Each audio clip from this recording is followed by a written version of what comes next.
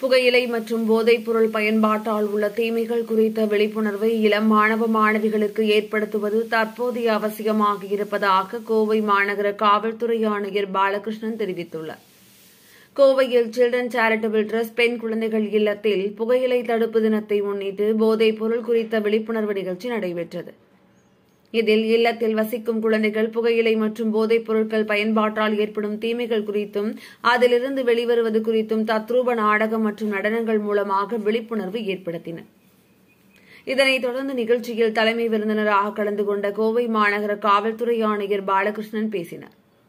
அப்போது பேசிய அவர், தற்போது திரையரங்கில் திரைப்படத்திற்கு முன்பாக காட்சியிடும் புகையிலை பயன்பாட்டால் ஏற்படும் பாதிப்புகள் குறித்த காட்சியில் காட்டப்படும் படங்கள் மிகுந்த பயத்தை ஏற்படுத்தும் வகையில் இருப்பதாக சிலர் தெரிவிப்பதாக கூறிய அவர், ஆனால் அதுபோன்ற பயத்தை ஏற்படுத்தும் காட்சிகளை சிறுவயது மாணவர்கள் பார்த்தால் புகையிலை பொருள் பயன்பாட்டால் ஏற்படும் தீமைகள் குறித்த விழிப்புணர்வு அதிகரிப்பதாக சுட்டிக்காட்டினர்.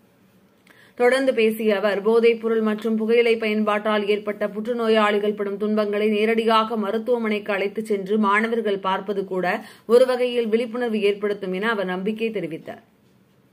போதைப் பொருட்களை ஒழித்தாலே குற்றங்கள் குறைய வாய்ப்புள்ளதாக கூறிய அவர், போதைப் பொருட்கள் பழக்கம், அதனைத் தொடர்ந்து குற்ற செயல்களில் ஈடுபடுவது என ஒன்றோடு ஒன்று தொடர்புள்ளதை சுட்டிக்காட்டிய அவர், போதைப் பொருட்களை ஒழித்தாலே குற்றம் குறைவதோடு உடல் நலனும் நன்றாக இருக்கும் என கூறினார். புகையிலை ஒழிப்பு தின விழிப்புணர்வு நிகழ்ச்சிகளை பள்ளிகளில் அதிகம் நடத்த இருப்பதாகவும் அவர் கூறினார்.